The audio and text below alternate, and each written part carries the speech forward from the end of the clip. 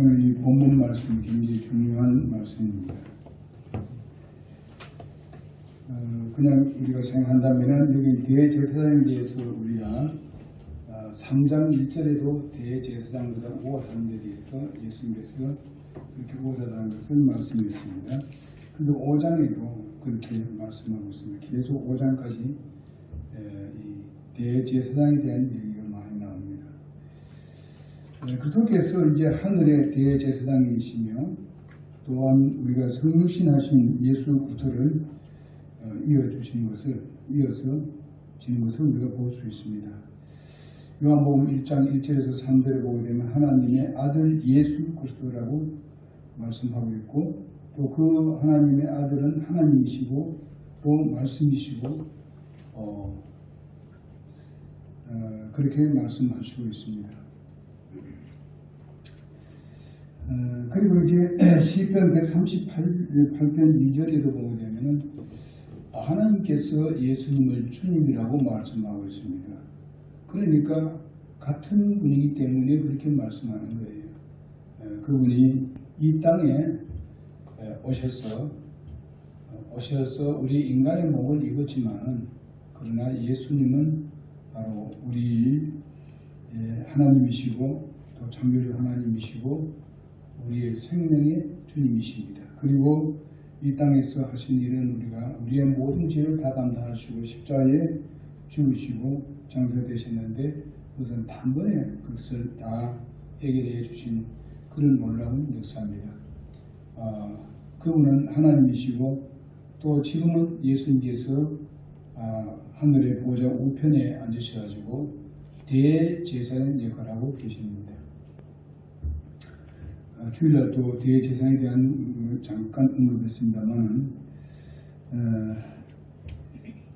우리에게 있어서 위대한 대제사장이 계신다. 4장 14절에 보게 되면 그렇게 말씀하고 있습니다. 우리는 그 아래 있는 제사장입니다. 예수님은 대제사장이고 우리는 그 밑에서 있는 제사장입니다. 우리 이걸 잘 알아야 됩니다. 베드로전서 2장 5절에서 9절에 보게 되면 너희도 살아있는 돌로서 영적 집으로 건축되고 예수 그리스도를 통해 하나님께서 받으신 만한 영적 희생물을 드리는 거룩한 제사장이 되었도다. 이렇게 말씀하고 있습니다. 영원한 제사장이 되었도다. 9절에 보게 되면 그러나 너희는 선정된 세대요 왕가의 제사장이요 특별한 백성이니 이것은 너희를 어둠에서 불러내어 자신의 놀라운 빛으로 들어가게 하신 분께 대한 찬양을 너희가 전하게 하려 하심이니라. 그렇게 말씀하고 있습니다. 이 가톨릭에서는요, 누가 제사장이냐면 신부가 제사장입니다. 성도들은 그런 백성이에요. 그렇기 때문에 여러분도 잘 알다시피 주의 만찬 그들은 뭐 성찬을 합니다만은 그 자기가 제사장으로서의 역할을 하는 거예요. 성도들은 그냥 백성이에요. 그 당시로 말한다면 그래서 그들은 아직까지도 구약, 신약 뭐가 뭔지 모르고 있습니다. 이런 것을 우리가 보게 됩니다. 그러나 우리 성경에 보게 되면 틀림없이 여기에 본문에 나오지만은 베드로전서에 나오는 말씀을 보면은 대제사장이 있는데 우리는 제사장입니다. 모두가 다 제사장이라고 말씀해 주고 있습니다.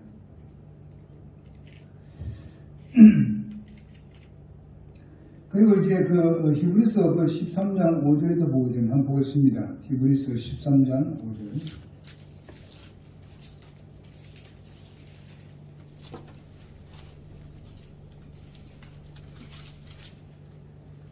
같이 읽겠습니다. 시작. 너희의 행실을 탐욕이 없게 하고 너희가 가진 것들로 만족하라. 그분께서 이르시되 내가 결코 너를 떠나지 아니하고 너를 버리지 아니하리라 하셨느니라. 이렇게 제사장들은 이런 마음을 가져야 됩니다. 탐욕을 버리라고 말씀하고 있습니다. 제사장이 탐욕을 가지고 있으면 안 되지요. 그러나 엘리 제사장의 아들들은 탐욕을 가지고 있었습니다. 그래서 우리가 이 탐욕이 없어야 됩니다. 제사장은요. 하나님께서는 제사장들에게 대해서 그 구약시대 때는요 굉장히 엄격했습니다. 그러나 여러분, 내가 오늘날에는 제사장으로서 잘못이 있으면 히브리서 12장에 있는 말씀대로 징계가 있습니다. 우리가 죄를 범하게 되면요 징계가 있어요. 그런데 많은 사람들이 잘못을 하면은 구원을 잃는다고 하지만은 그것은 징계의 문제고 상해의 문제입니다. 이거를 잘 모르는 사람들이 엄청나게 많습니다. 그리스도를 하늘로 올라가셔가지고 그리스도께서는요 지금은 우리를 섬기고 있는 대제사장으로 계신다. 그렇게 우리는 하나님 앞에 이와 같은 은혜를 우리가 주님을 통해서 누리고 있습니다. 히브리서 전체의 상황에서는요 마지막 때에 일어날 일들에 대해서 많이 얘기하고 있습니다. 전체적으로 맞추어져 있습니다. 그 환난 성도들에게 교리적으로 적용되는 것이 그게 다 적용됩니다. 거의가. 그렇기 때문에 히브리서를 그걸 잘 모르고 읽게 되게 되면은 오늘날 교회 시대에도 바로 구원을 잃을 수 있는 그런 유혹을 받을 수 있다는 것입니다. 잘못된 것을 받아들일 수도 있다는 거예요. 왜? 성경에 기록이 되어 있으니까. 그럼 그 성경 기록이 어느 시대에 속해 있는가 하는 것을 알아야 되거든요. 지금도 우리가 백신에 대해서 자꾸 나옵니다만은요. 이 백신을 맞으면 666호를 맞는 것 같다. 이렇게 또 가르친다고요. 어떤 사람들이. 그걸 오해하는 사람도 있어요. 여러분, 백신을 맞으면 전부 다 666호 다 받는다는 거예요. 이렇게 엉터리 그렇지 또 이제 유튜브에도 올라옵니다. 그래서 맞지 말라는 겁니다. 여러분, 그건 그것이 아닙니다. 666호는 적그리스도가 실제적으로 나타나야 됩니다. 그리고 7년 대환란 기간 동안에도 3년 반 있다가 3년 반이 지나면서 이제 666호를 이제 내밉니다. 그렇게 우리가 성경에 정확하게 기록되어 있습니다. 그런데 그걸 자꾸만 이게 희석시키고 있습니다. 여러분, 그걸 왜 그렇게 하는가 하는 것은요, 분명히 알아야 될 것은요, 이 사람들이 이런 걸로 인해가지고 무언가 이제 열심을 내라고 하고 물질적인 부분에 대해서 굉장히 요구를 합니다. 그렇기 때문에 여기에 많이 유혹이 되어가지고 사람들이 야단입니다. 지금 구원을 잃을까 싶어가지고. 여러분, 우리는 대제사장이 계시고 여러분, 내가 제사장입니다. 그러니 얼마나 우리가 감사한 일입니까? 우리는 교회 시대에 성도들에게 적용할 수 있는 부분들이 이 히브리서에도 몇 군데 나와 있습니다. 그 중에서 우리가 알아야 될 것은 우리는 마태복음과 그 다음에 이제 그 구약 시대와 이렇게 신약 시대를 이게 연결시켜 주는 것이 마태복음입니다. 그렇기 때문에 구약 시대 때 있었던 그런 그 습관들이 아직도 마태복음을 기록할 때에 없어지지 않았어요. 그런 습관들이 있기 때문에 이제 이 정비되어 나오는 그런 과도기적인 것이기 때문에 때로는 거기에 보게 되면 그 마태복음에 보게 되면 왕에 대한 얘기 나옵니다. 마태복음은 그러니까 왕정 정치를 하는 분에 대해서 강조하고 있는데 예수님이 왕이라는 겁니다. 그럼 예수님이 진짜로 왕 노릇을 할 수 있는 곳은 어딘가 하면요, 바로 환란시대 끝나고 천년왕국에 들어가야 진짜 왕이 되는 겁니다. 응? 성경 전체를 읽어보게 되면 구약에도 이미 예언되어 있어요. 어쨌든 간에 예수님이 고난을 당해야 됩니다. 여러분 뭡니까? 시편에 22편에 보게 되면 예수님이 고난에 대해서 나오잖아요. 그리고 이사야 53장에 보면 예수님이 고난에 대해서 나오지 않습니까? 그럼 이사야는 700년 전이에요. 예수님 오시기 전에. 그리고 바로 이 시편은 바로 1000년 전이에요. 예수님 오기 전 1000년. 그때 이미 다 그렇게 얘기해 놨어요. 근데 이런 것들을 왜 오늘날 그것을 갖다가 예수님께서도 말씀하시고 그 다음에 우리 사도들도 얘기하고 있는데도 불구하고 왜 자꾸 그렇게 얘기하는 얘기죠. 그래서 오늘날 그때 이제 마태복음에 그 얘기할 때는 예수님이 왕으로 오신다는 그런 것에 집중을 하기 때문에, 그럼 그 완전히 왕이 되기 위해서는 환란 시대 때 지나가지고 천년왕국에 들어가는 그런 내용에 대해서 있기 때문에, 그때는 아직까지도 구약시대와 신약시대에 그게 있는 아직까지 가두기적인 것이기 때문에 이런 내용들이 기록되어 있습니다. 마태복음 되면 끝까지 참아야 구원받는 것이 나옵니다. 응? 그럼 뭘 말합니까? 환란 시대 때를 얘기하는 거예요. 그리고 그 징조들에 대해서도 쭉 보게 되면은 환란 시대 때 일어난 그 징조들이, 이전 징조들에 대해서 말씀한 것이 마태복음에 많이 나옵니다. 또 일부분은 무엇인가 하면 예수님의 공중 재림하기 직전에 일어난 일들에 대해서도 마태복음에 나옵니다. 그러니까 이런 부분들을 잘 구분해야 됩니다. 우리가 분명히 애를 쓰고 노력하고 힘을 써야 되고 뭘 해야만이 구원을 받는가, 안 잃는다, 구원받는다, 이렇게 된 내용들은 전부 다 어디다 적용시켜야 되는가 하면은 환란 시대로 적용시켜야 합니다. 무슨 말인지 알죠? 환란 시대 진짜 그렇다 이 말이에요. 근데 교회 시대에는 그런 성경 말씀 그런 전체 다 틀려버리죠. 예수님, 하나님께서 말씀하시고 예수님이 구원에 관한 데서 말씀하신 거, 바울사도가 구원에 대해서 그렇게 강조한 그 모든 것은 다 거짓말이에요. 예? 근데 목사님들이 왜 그러냐 말이에요. 일반 교회 목사님들이 왜 그런 얘기예요? 왜 거짓말짜기로 만드는 거예요? 그러니까 시대 구분은 굉장히 중요하다는 거예요. 우리는 좀 더 시대 구분에 대해서 많이 들었기 때문에 모든 걸 듣는지 모르지만은, 여러분 세상에 있는 다른 일반적인 교회에 대해서는요, 이 시대 구분을 못합니다. 못하니까 왔다 갔다 하는 거예요. 그러니까 성경 말씀을 잘 이해 못하는 거예요.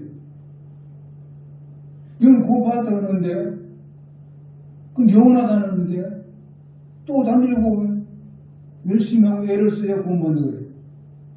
잘못이면 구원을 잃는다 그래요. 시대 구분을 못하기 때문에 그렇다 이거예요. 그리고 또 가두어진 거 있는 것이 뭔가 하면 사도행전에 보게 되면은 왕국 복음에 대해서 이야기를 하는 곳이 있고 은혜의 복음에 대해서 얘기하는 것이 있습니다. 왕국 복음은 뭘 말하죠? 천왕국에 들어가는 거, 환란 시대 때 이런 이야기를 하는 겁니다. 그러나 은혜 복음은 뭡니까? 오늘 우리 교회 시대를 말하는 거예요. 여러분 은혜를 우리가 구원받지 않습니까? 복음이 그냥 하나의 복음이 있는 게 아니에요. 여러분 아브라함 때도 아브라함도 그 복음을 증거했다 그랬어요. 그때는요 사실 믿음으로 구원받는 것을 말하는 거예요. 그러면서 또 뭔가 하면은 어디 들어가는 겁니까? 가나안 땅에 들어가는 거. 그래 하면서 그게 하나의 그 기쁜 소식. 그래서 그게 복음이 되는 겁니다. 뭐 복음이라고 되면 그냥 한 가지만 딱 꺼내 보면 그 한 가지 믿는 게 아니에요. 그러니까 이 여러 가지 복음이 좀 나와 있으니까 그걸 구분 못 하니까 결과적으로 또 이제 거기에 문제가 생기는 거예요. 그래서 이제 그 은혜 복음의 이 가독적인 책이기 때문에 따라서 이 모두 이 교리적으로 가져오기는 어려운 것인 것을 우리가 볼 수 있습니다. 그 안에 분명히 신학적인 복음이 많이 제시되어 있는데도 불구하고 그걸 갖다가 이제 그걸 잘 이해 못하니까 신약과 구약을 그냥 두루뭉실하게 그냥 이해한단 말이죠. 그 다음에 또 히브리서 지금 오늘 그 히브리서를 하고 있는데 히브리서는 교회 시대와 환란 시대의 그 가독이적인 것입니다. 교회 시대 때 환란 시대 너무 많은 그런 상황이기 때문에 거기에 비슷비슷한 얘기가 나오긴 나옵니다. 그래서 히브리서를 읽어보게 되면 그 가독이적인 것이기 때문에 거의 전체 흐름은 바로 환란 시대 때를 얘기하고 있습니다만은 그러나 거기에 중간에 보게 되면은 바로 교회 시대 때 일어나는 것들을 말씀하고 있다 이 말이에요. 그럼 예를 들어서 뭔가 하면 우리 히브리서 10장 8절에서 12절에 있는 거 보게 되면은요, 그리스도가 단번에 우리 모든 죄를 예수님께서 십자가에 다 영원한 단번에 우리 죄를 속했다고 말씀해 주고 있습니다. 단번에 그렇게 했다고 말씀해 주고 있어요. 그러면 어떻게 환란 시대 때 단번에 그렇게 됩니까? 환란 시대 때 이건 적용되는 게 아니거든요. 예수님이 돌아가신 때도 말씀하고 있잖아요. 그런 부분들이 있고 그 다음에 우리가 한번 읽어봅시다. 히브리서 10장 8절. 이거 잘 봐야 돼요. 여러분 이거 잘 모르면 나중에 뭐 다른 사람이 와서 묻고 이러면은 잘 대답을 못해요. 10장 8절에 보거든요. 잘 알겠습니다. 위에서 그분께서 이르시기를 희생물과 헌물과 번제 헌물과 죄로 인한 헌물은 주께서 원치 아니하시고 환난 시대 때는 그걸 원하고 있습니다. 하나님께서 다시 제사 죄인 된다 그랬잖아요. 이건 뭐라고 했어요? 원치 않다 그랬잖아요. 언제는 말합니까? 은혜 시대 때에 그런 건 원치 않아요. 왜 그렇습니까? 예수님께서 다 십자가에 다 감당해주고 그 제물이 돼가지고 단번에 다 드려졌기 때문에 그런 거예요. 응? 그래서 그 10절에 보게 되면은 바로 이 뜻으로 말미암아 예수 그리스도의 몸이 단 한 번 영원히 드려짐을 통해 우리가 거룩히 구별되었노라. 단 한 번에 그냥. 그러면 그 앞에 있는 말씀 보게 되면은 우리가 그 구약 시대 같으면은 어떻게 해요? 죄를 보면 또 이제 그 제물을 드려야 되지요. 죄를 보면 또 이제 무슨 송아지나 무슨 비둘기나 드려야 될 거 아니에요. 그래서 예수님 그거 다 필요 없이 단번에 다 해결했다 이 말이에요.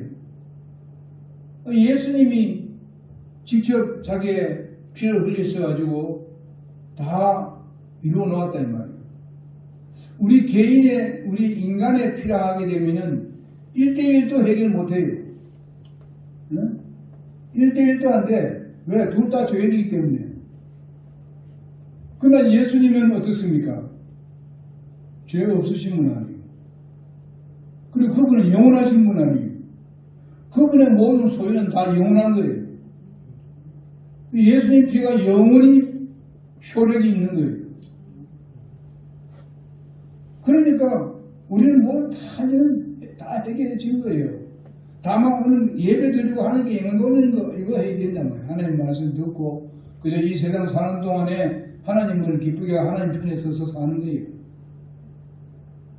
오늘도 수요일을 예배하는 거 하나님 편에 서 있는 거 아닙니까? 하나님에만 돌리는 거 아닙니까? 하나님의 말씀을 듣고 있는 거 아닙니까? 이것은 영적으로 제사를 드리는 거예요. 그렇잖아요? 우리는 살아있는 제물을 했잖아요? 살아있는 희생물. 안 그러면 우리가 죽어버려야 되죠. 죽어도 해결 못 돼요. 왜? 죄인이니까. 그리고 예수님 흘린 피는 하나님의 피니까. 그 다음에 보게 되면요. 그래서 히브리서 12장 1절에서 8절에 있는 말씀은 지금 현재 교회에 속한 적용되는 하나님 말씀입니다. 그거는 바로 징계에 대한 얘기 나오죠. 내가 예수를 믿고 구원받았으면 뭡니까? 하나님의 자녀지요.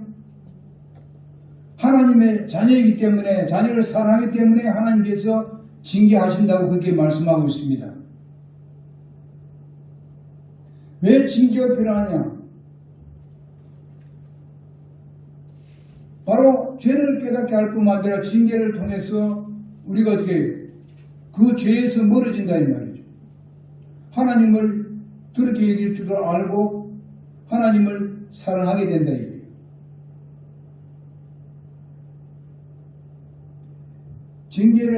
징계를 하지 아니하면 뭐라고 성경 말씀에 히브리서 12장에 읽어보게 되면 그 아들이 아니기 때문에 그렇다고 그래요.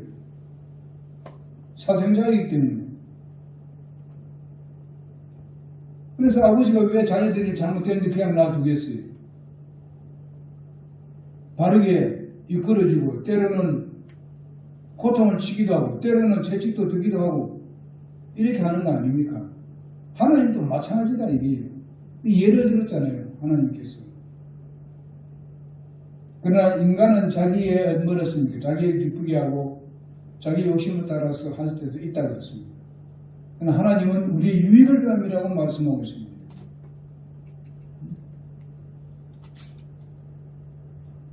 그 다음에 우리가 그 13장 1절에서 4절에 있는 말씀이 바로 교회에 대해서 얘기해 주고 있는 겁니다. 거기는 사랑에 대해서 강조하고 있습니다. 예수 믿고 구원받은 사람들은 서로 사랑해야 합니다.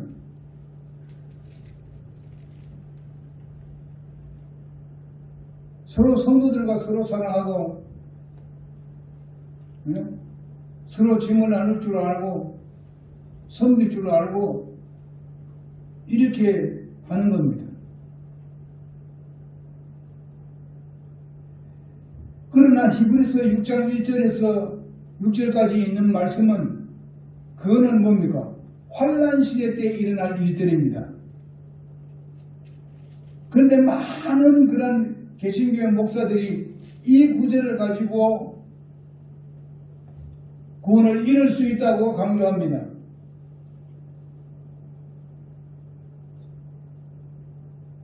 환난 시대 때는요 666호를 받지 말아야 돼요. 666호를 또 안 받는 사람들은 어떤 삶을 삽니까? 구매가 안 되잖아요. 뭐 물건을 살 수도 없잖아요. 돈이 있어도 물건 못 삽니다. 일단 표를 내놔야 되니까.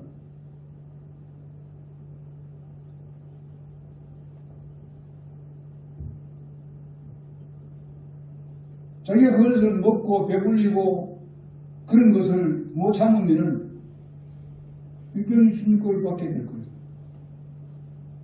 그러나 그 받는 순간 지옥 가버립니다. 마지막이 지옥입니다.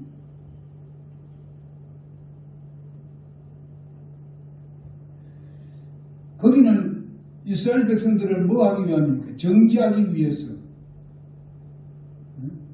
용왕로에 넣는 그런 것과 같은 겁니다. 알곡만 골라내기 위해서, 정금만 이렇게 가려내기 위해서, 그래야만이 천년 왕국에서 그들이 어떻게 합니까? 제사장 나라의 백성이 되는 거예요.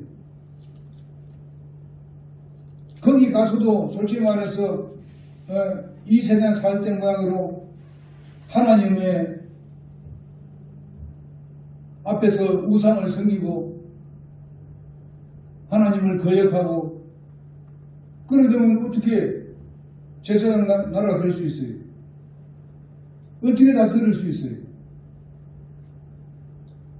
그래서 정죄된 이스라엘 백성만 들어갑니다. 그리고 이 세상에 있는 이방 사람들도 정죄된 사람만 들어갑니다.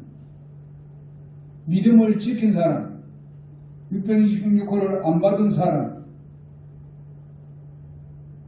그러다 보게 되면 또 죽는 사람이 많지요. 그러나 죽은 사람은 어떻게 됩니까? 한란 마지막 부분에 또 부활을 합니다. 부활이 있어요. 이 부활을 가지고 이삭 죽기를 합니다. 이삭 죽기. 그렇게 많은 사람들이 구원 받는 사람이 그렇게 많지 않다는 것을 말씀해 주는 거예요. 은혜 씨에 대한 누가 믿으면 그냥 다 구원 받는 거예요. 아무리 잘못한 일이 있어도 용서받지 못할 죄는 없어요. 오직 한 가지, 예수 안 믿는 죄, 그거는 용서할 수 없어요. 왜? 그렇다고 했습니까? 하나님 어떻게 한다고요? 거짓말쟁이로 만드니 그렇다 이 말이에요. 그리고 모든 하나님 말씀이 다 거짓말이다. 여러분 성경에서 예수님 빼고 나면 뭐 있어요? 네? 구약 전체 흐름을 보게 되면 예수님에 대한 말씀이에요. 그럼 예수님 딱 빼고 나면 뭐가 남아있어요? 아무것도 남은 게 없어요. 그러니까 지옥 가는 거예요. 어쩔 도리 없는 거예요. 사탄이 그게 제일 좋아하는 거예요.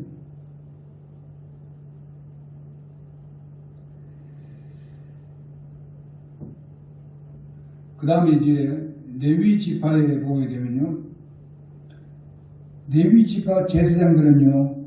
우리의 연약함을 동정할 수가 없습니다.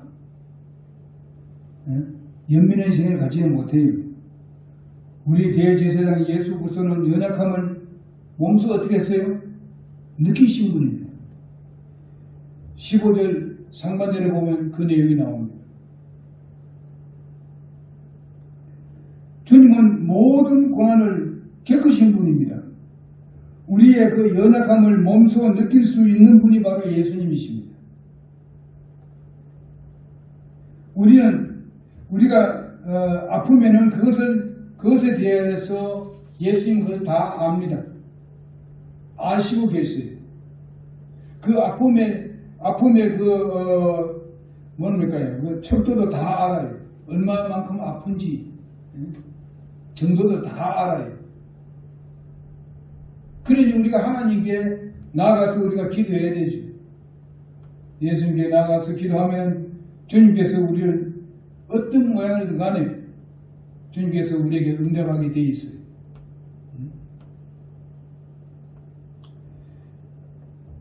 예수님은 우리의 가장 아주 어렵고 어려운 그런 상황 가운데 있는 가장 밑바닥에 내려갈 수 있는 정도의 그 고난도 예수는 다 겪었기 때문에 아시는 거예요. 사람들은 그런 걸 겪은 적이 없습니다. 그만큼. 몰라요.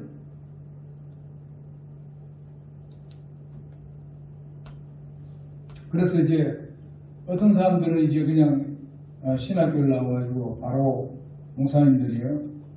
뭐 교회 이렇게 개교에서 섬기다가 바로 이제 무슨 예배당도 있고 다 있는 거 다 들어가는 거예요. 개척을 해본 적이 없다. 목사님 중에 그래요. 개척에서 교회를 세운 그 상황을 몰라요. 이해를 안 돼요. 어떤 어려움과 시련 가운데서 지금 왔는 것을 잘 몰라요. 우리 위에 선배 목사님도 한 분이 그분이 있어요. 자기는 개척하는 게 아니고 바로 들어와가지고 성사님하고 일하다가 그냥 성교사님이 세워놓은 데 가서 목회하고 있었대요. 응? 성사님이 목회하고 있을 때에 통역을 해가지고 이제 교회를 좀 세워놨는데 거기 가서 목회한 사람이 있어요. 그런 사람들은 진짜 자기가 아무것도 없이 나가가지고 그냥 개척해가지고 그냥 이렇게 개척한 사람을 모르더라고. 이해를 못하더라고.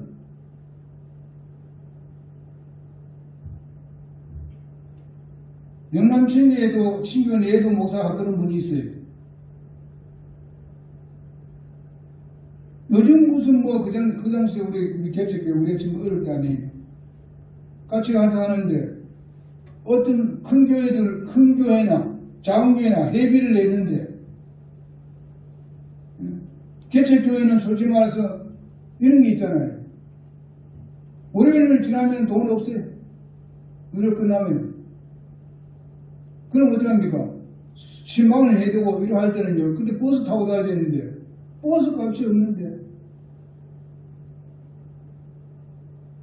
그런데 그 친교회 내에서 하는 얘기가 뭔가 하면 요즘 그 돈 못 낼 사람 모르겠어요. 이런 소리 한다니까요. 아, 참. 어? 이런 사람도 있더라고. 마찬가지입니다. 여러분, 나는 우리 주님은요, 아주 그 밑바닥에까지 내려가셨기 때문에, 예수님 어디까지 내려갔습니까? 지옥까지 가셨어요. 그럼 아십니까? 지옥 가서 복음 증거했어요.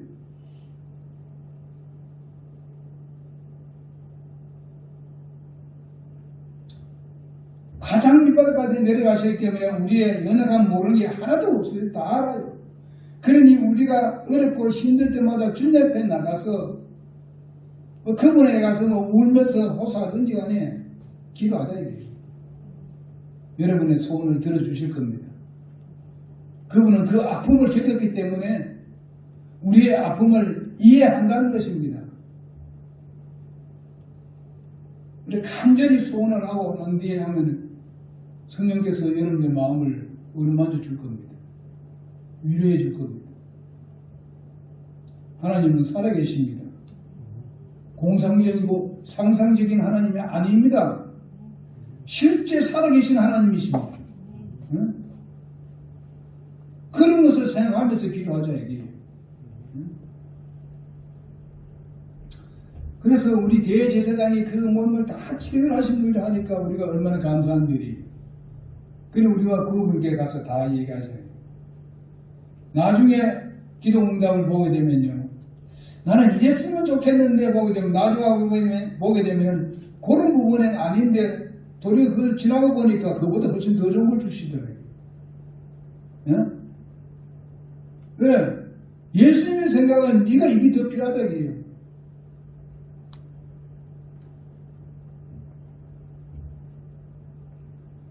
제가 그런 걸 느꼈습니다.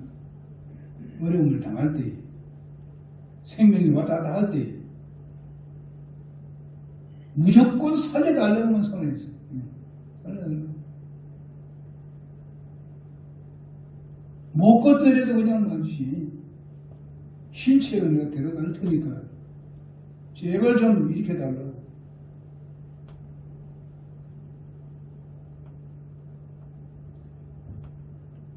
지나고 나니 그게 아니었어요.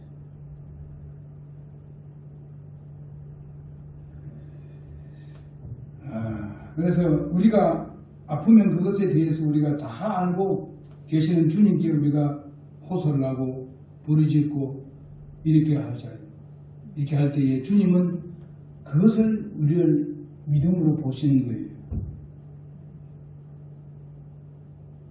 그렇기 때문에 하나님께서 어떻게 우리를 인도할지는 우리는 다 알 수 없어요.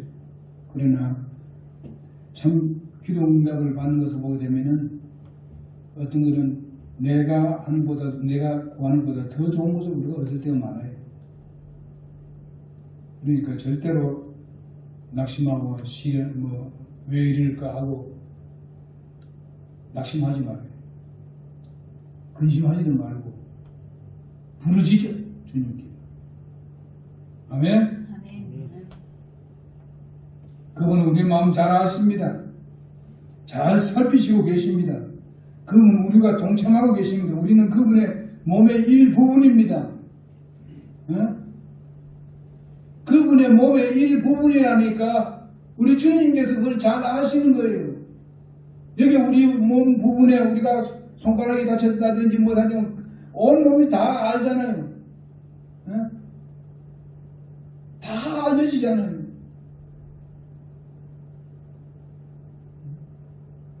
그리고 전부 다 우리의 모든 그 지체가 바로 그쪽으로 방향으로 다 움직이잖아요.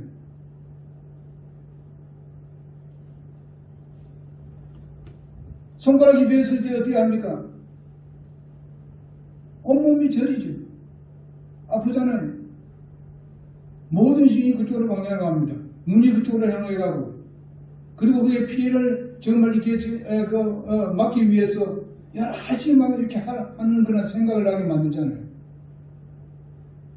온전히 이쪽에만 그냥 집중이 됩니다. 예수님이 우리 성도들이 잘못되어 나가고 했을 때 그게 집중으로 그쪽으로 나가는 거예요.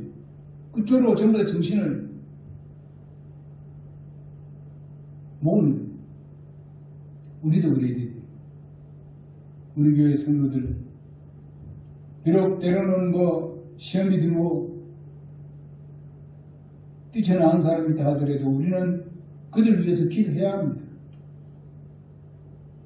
가끔가다 우리가 관계를 놓치지 말고 또 연락도 하고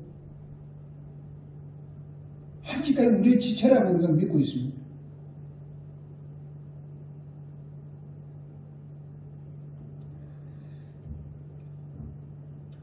예수님이 자기의 몸인데 내가 예수님의 몸의 일부분인데 모를 리가 있어요.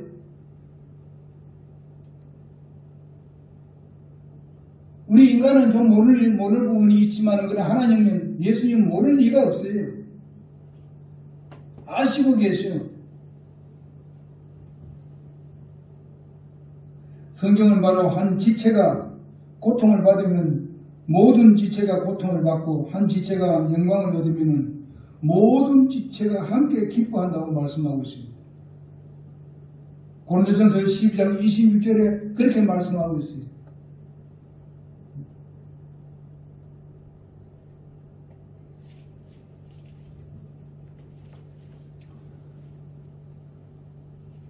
우리 교회에 이렇게 몇 사람이 이렇게 나가고 이랬을 때에 참 얼마 동안은 진짜 잠도 제대로 안 잔대. 혼자 울기도 하고.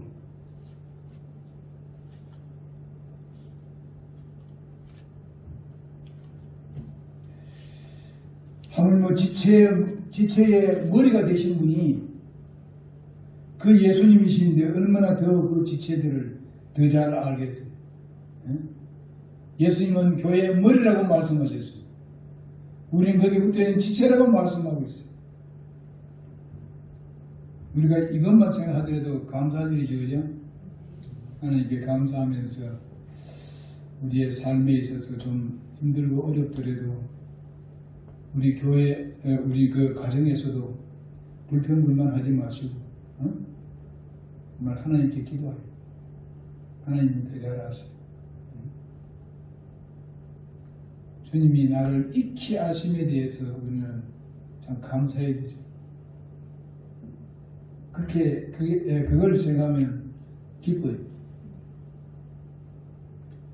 그렇다고 해도 우리가 잘못했는데 이것도 다 아는 거예요. 하나님께서. 주님 앞에 딱 나가서 말씀드리면, 알았어, 난 벌써 다 알았어.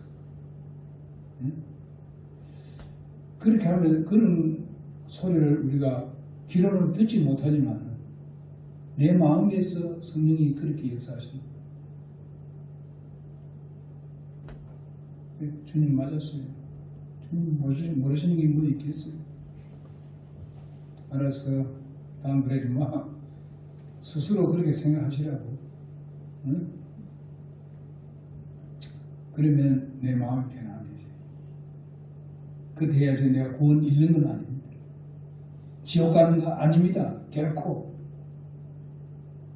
잠시 내 마음의 평안을 잃어버린 것, 그걸 다시 되찾는 겁니다. 그렇지요?